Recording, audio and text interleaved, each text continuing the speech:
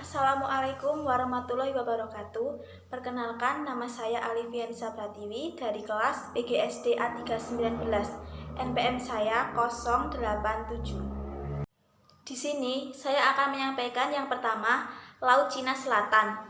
Perairan yang mencakup banyak negara di Asia Tenggara dengan kekayaan yang terkandung di dalam kawasan tersebut. Laut Cina Selatan menyimpan perikanan yang menggiurkan, cadangan minyak dan gas yang diperkirakan oleh pejabat Amerika Serikat setidaknya setara dengan cadangan minyak di Meksiko, dan mungkin merupakan cadangan minyak kedua terbesar setelah Arab Saudi. Laut ini salah satu laut yang paling penting secara strategis dan paling diperebutkan di abad 21. Secara geografis, LCS memainkan peran penting dalam geopolitik Indo-Pasifik yang berbatasan dengan Brunei Darussalam, Kamboja, Cina, Indonesia, Malaysia, Filipina, Singapura, Taiwan, Thailand, dan Vietnam. Wilayah Laut Cina Selatan meliputi Kepulauan Spratly, Kepulauan Paracel, Pratas, Kepulauan Natuna, dan gugus karang Scarborough. Utara laut ini mencapai pesisir Cina yang mengklaim haknya atas perairan secara historis sejak beberapa abad yang lalu. Kini, Beijing mengklaim lebih dari 95% Laut Cina Selatan dan mengandalkan kawasan tersebut sebagai pemasok 85% impor minyak mentah Cina.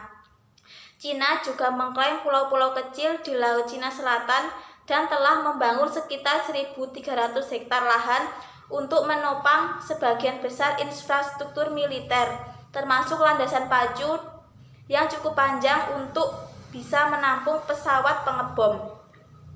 Negara-negara yang tidak mengklaim kawasan tersebut juga mempunyai kepentingan sendiri. Kawasan perikanan Laut Natuna yang berbatasan dengan Laut Cina Selatan juga menyimpan cadangan alam gas yang penting bagi Indonesia. Lebih jauh lagi, Korea Selatan dan Jepang walaupun tidak mengklaim kepemilikan atas Laut Cina Selatan mengandalkan kawasan bebas tersebut untuk memenuhi lebih dari separuh kebutuhan energi mereka. Amerika Serikat yang melindungi kepentingannya dan kepentingan sekutu-sekutunya mempertahankan kehadiran militernya di kawasan tersebut. Pejabat Angkatan Laut Amerika Serikat berencana meningkatkan jumlah armada Pasifik yang bertugas di luar negeri hingga sekitar 30% pada tahun 2021.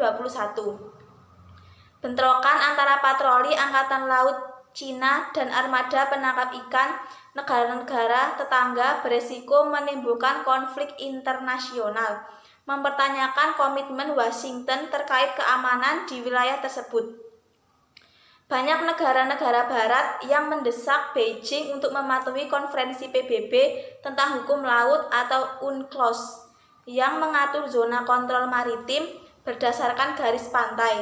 Tapi Cina memandang hukum dalam negeri, bahkan Cina menganggap peraturan tersebut sebagai alat hegemoni barat yang dirancang untuk memperlemah pengaruh Cina sebagai kekuatan dunia yang semakin luas.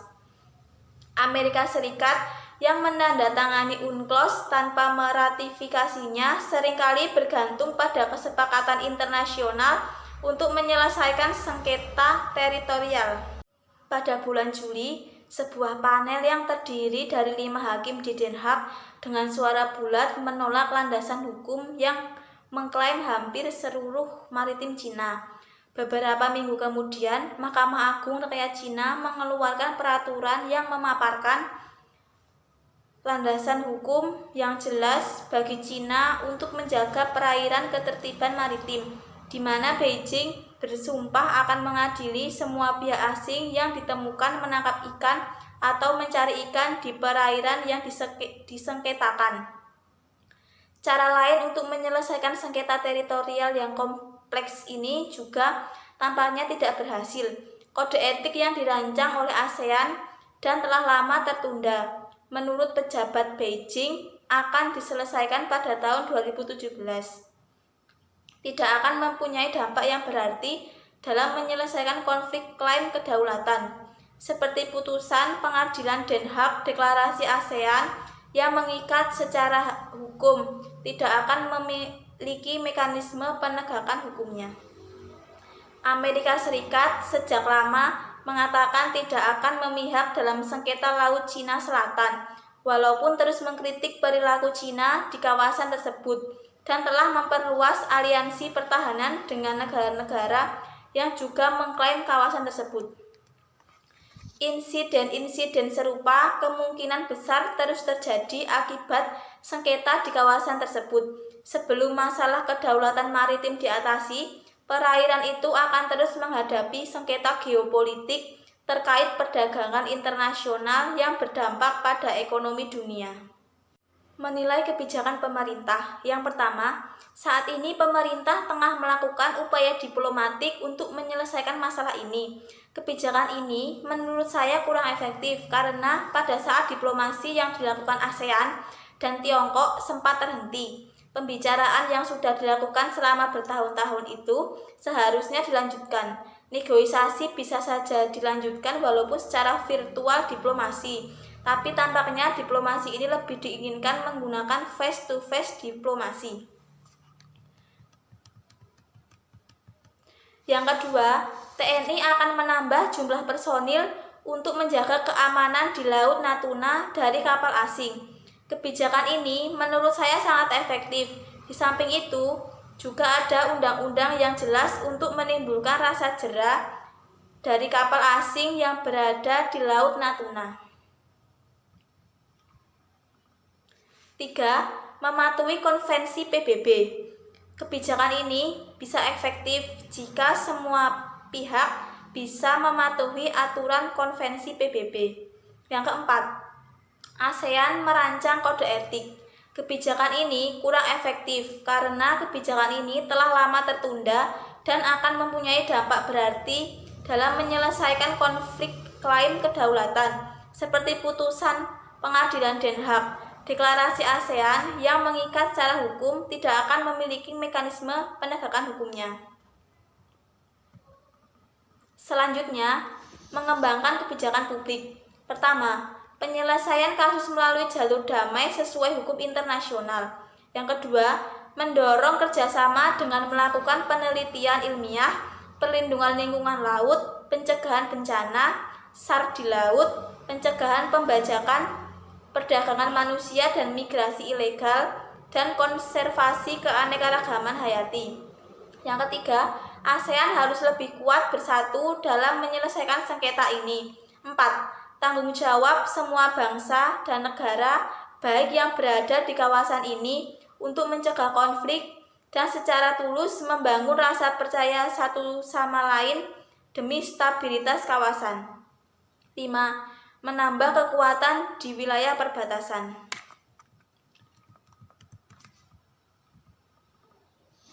Selanjutnya, mengembangkan suatu rencana atau tindakan. Pertama, ikut andil dalam melakukan penelitian dan perlindungan lingkungan laut. 2. Mensosialisasikan tentang kasus ini supaya warga masyarakat menjadi lebih sadar dan bisa ikut andil. 3. Membuat slogan yang gunanya untuk mendorong pemerintah segera merealisasikan kebijakannya. 4. Selalu menyampaikan aspirasi kepada pemerintah. 5. Menambah personil TNI untuk menjaga wilayah perbatasan.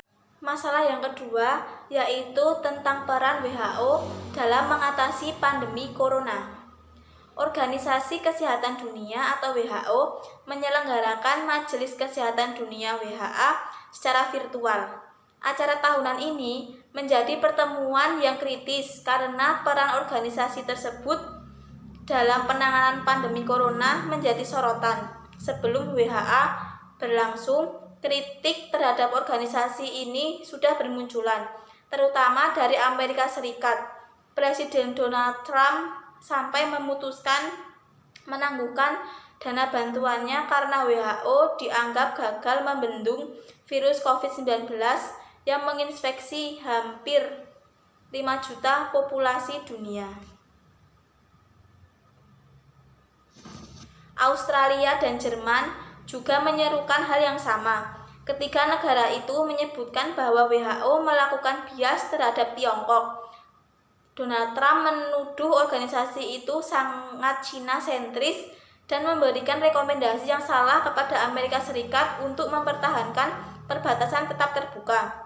Pada Ahad lalu, sebuah koalisi dari 62 negara, termasuk Indonesia, mendorong penyelidikan independen terhadap pandemi virus corona. Australia merupakan negara pertama yang meminta penyelidikan tersebut. Dalam makalahnya, kuncinya kemarin ada 122 negara, termasuk Uni Eropa, Afrika, Inggris, Rusia, Kanada, Australia, dan Selandia Baru, menyerukan peninjauan sistem penanganan COVID-19. Melansir dari Guardian, koalisi ini tidak menyebutkan Tiongkok atau kota tempat virus COVID pertama kali terdeteksi, Wuhan, tapi mendorong komunitas global untuk mengidentifikasi sumber zoonosis dari virus dan rute infeksinya ke populasi manusia, termasuk peran inang perantara melalui penelitian ilmiah dan kolaboratif. Makalah itu juga menyebutkan respons terhadap pandemi harus bersifat global. Koalisi ini menyerukan akses universal, tepat waktu, merata, serta distribusi yang adil untuk akses teknologi dan produk kesehatan esensial yang berkualitas, aman, mujarab, dan terjangkau. Seruan investigasi internasional tentang asal-usul COVID telah membuat posisi Tiongkok terpojok. Ketika Australia mengajukan penyelidikan global pada bulan lalu, Beijing merespon dengan mengatakan sangat menentang rencana tersebut. Bagaimana cara kerja WHO? WHO merupakan badan khusus di bawah Perserikatan Bangsa-Bangsa yang fokus pada isu kesehatan. Perannya secara global mengutip dari situs resmi World Economic Forum, termasuk mengadvokasi layanan kesehatan universal, memantau resiko kesehatan masyarakat, menetapkan standar dan pedoman kesehatan, mengoordinasikan respon internasional terhadap keadaan darurat kesehatan. Organisasi ini juga berperan dalam hal memerangi penyakit menular seperti HIV dan tuberkulosis atau TBC, mempromosikan nutrisi, perumahan, dan sanitasi yang lebih baik. Kantornya berada di Jenewa, Swiss, dan memiliki sekitar 7.000 staf di 6 kantor regional dan 150 kantor lapangan secara global.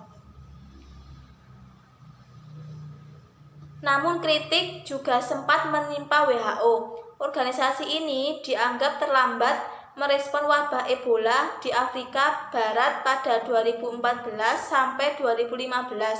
Alasannya ketika itu adalah dana yang kurang.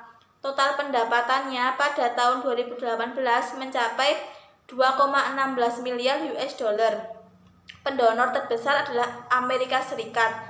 Di bawahnya ada Bill and Melinda Gates Foundation Inggris dan Jerman. Pada tahun 2019, Amerika Serikat menyumbang 419 juta US dollar atau 16% dari total pendapatan WHO.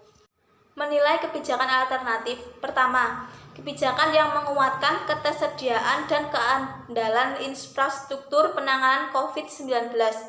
Sejauh ini, upaya pemerintah serta profesionalitas garda depan kesehatan dapat disebut sebagai fondasi penanganan COVID. Meskipun belum mampu menghentikan persebaran virus, kesigapan pemerintah dan tenaga medis terbukti mampu menghambat dan melokalisasi persebaran ini. Fondasi penanganan COVID perlu diperluas dan diperkuat. Kesiagapan, profesionalitas, dan kerelawanan para prajurit kesehatan harus diimbangi jaminan kesehatan dan keselamatan yang sama. Upaya meminimalkan resiko perlu disertai ketercukupan alat pelindung diri atau APD berkualitas serta peralatan medis yang mumpuni. Ketersediaan rumah sakit dan kapasitas penanganan juga harus mampu menangani ledakan pasien di daerah. Yang kedua, kebijakan untuk penyelenggaraan edukasi bahwa COVID-19 bagi seluruh masyarakat, utamanya masyarakat kelas menengah ke bawah, dengan asumsi masyarakat menengah ke atas mampu mengamankan dirinya. Edukasi sosial sangat diperlukan masyarakat menengah ke bawah. Kompleksitas edukasi sosial ini akan cenderung menebal karena persoalan kehidupan masyarakat di Indonesia bersifat khas. Meskipun hal ini terlihat mudah, dalam kenyataannya tidaklah sederhana. Sejauh ini tidak ada kebijakan edukasi sosial yang tepat. Keresahan dan kepanikan masyarakat menengah ke bawah akan tetap berlangsung.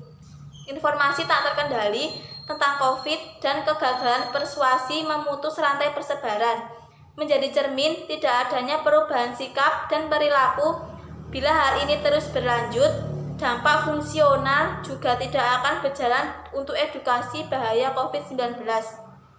Selain itu, sifat komunal dan pola mata pencarian kerap menegasi langkah terapan edukasi sosial. Kebijakan edukasi sosial bahaya COVID-19 harus disusun secara sistematis tanpa menimbulkan keresahan dan kepanikan masyarakat. Tujuannya menyiapkan masyarakat menghadapi bahaya COVID-19 secara cerdas dan bijak, selayaknya edukasi tentang cara menghadapi bencana alam.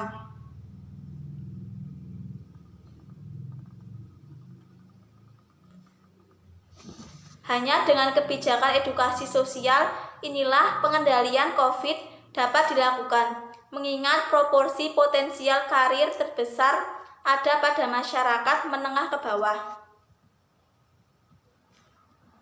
Yang ketiga, kebijakan nasional untuk memobilisasi dunia industri.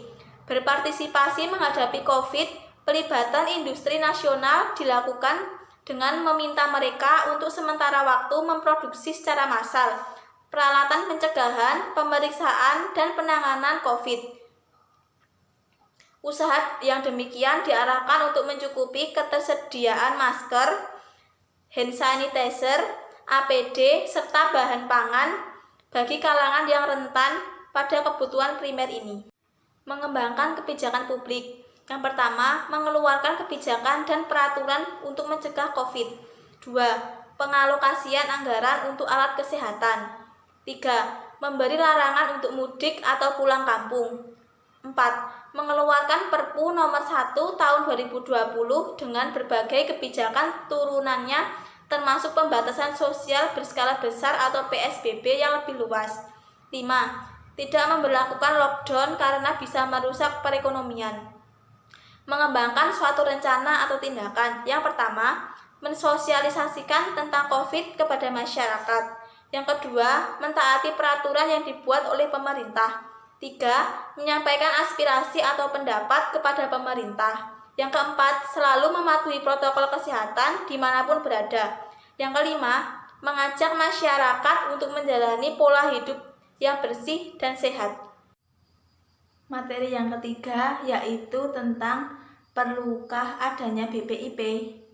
Badan Pembinaan Ideologi Pancasila atau disingkat BPIP adalah lembaga yang berada di bawah dan bertanggung jawab kepada Presiden, yang memiliki tugas membantu Presiden dalam merumuskan arah kebijakan pembinaan ideologi Pancasila, melaksanakan koordinasi, sinkronisasi, dan pengadilan pembinaan ideologi Pancasila secara menyeluruh dan berkelanjutan, dan melaksanakan penyusunan standarisasi pendidikan dan pelatihan, menyelenggarakan pendidikan dan pelatihan, serta memberikan rekomendasi berdasarkan hasil kajian terhadap kebijakan atau regulasi yang bertentangan dengan Pancasila kepada lembaga tinggi negara, kementerian atau lembaga, pemerintahan daerah, organisasi sosial politik, dan komponen masyarakat lainnya.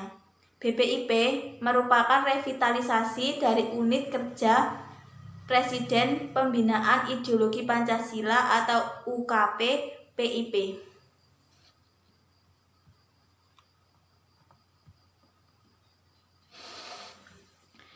Yudi Latif yang menjabat sebagai ketua bersama 9 dewan pengarah lainnya yang sebelumnya dilantik oleh Presiden Joko Widodo pada tahun 2017 di Istana Merdeka.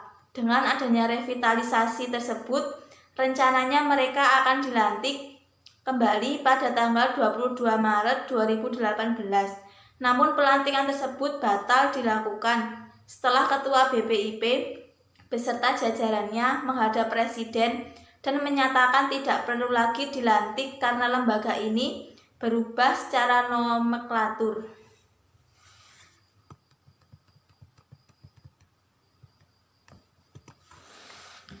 Dalam rangka aktualisasi nilai-nilai Pancasila dalam kehidupan berbangsa dan bernegara, pemerintah Republik Indonesia memandang perlu dilakukan pembinaan ideologi Pancasila terhadap seluruh penyelenggara negara yang terencana, sistematis, dan terpadu. Pada 19 Mei 2017, Presiden Joko Widodo telah menandatangani Peraturan Presiden Nomor 54 Tahun 2017 tentang Unit Kerja Presiden Pembinaan Ideologi Pancasila.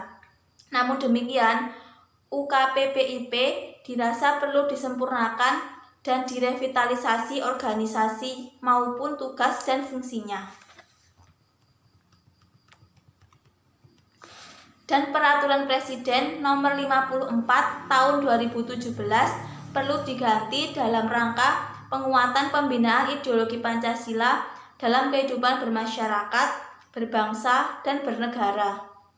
Atas dasar pertimbangan tersebut, pada tanggal 28 Februari 2018, Presiden Joko Widodo menandatangani Peraturan Presiden Nomor 7 Tahun 2018 tentang Badan Pembinaan Ideologi Pancasila.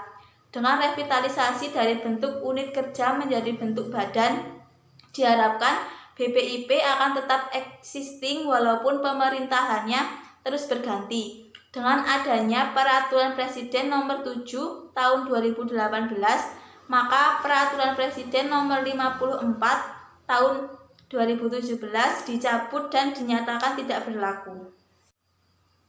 Menilai kebijakan alternatif. Yang pertama, pemerintah membuat Peraturan Presiden Nomor 7 Tahun 2018.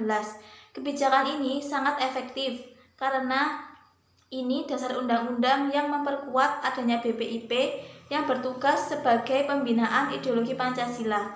Yang kedua, pemerintah menandatangani Peraturan Presiden Nomor 54 Tahun 2017 tentang Unit Kerja Presiden Pembinaan Ideologi Pancasila. Kebijakan ini sangat efektif karena pemerintah ikut turun tangan dalam pembentukan BPIP. Yang ketiga, penyusunan dan pelaksanaan rencana kerja dan program pembinaan ideologi Pancasila. Kebijakan ini bisa efektif karena memuat program pembinaan ideologi Pancasila yang tentunya sangat berdampak baik bagi bangsa Indonesia. Mengembangkan kebijakan publik. Yang pertama, perumusan arah kebijakan pembinaan ideologi Pancasila. Yang kedua, penyusunan garis-garis besar haluan ideologi Pancasila dan peta jalan pembinaan ideologi Pancasila. Yang ketiga, pelaksanaan pemantauan, evaluasi, dan pengusulan langkah dan strategi untuk memperlancar pelaksanaan pembinaan ideologi Pancasila. Yang keempat, pelaksanaan sosialisasi dan kerjasama serta hubungan dengan lembaga tinggi negara, kementerian atau lembaga, pemerintahan daerah, organisasi sosial, politik, dan komponen masyarakat lainnya dalam pelaksanaan pembinaan ideologi Pancasila. Yang kelima, pengkajian materi dan metodologi pembelajaran Pancasila.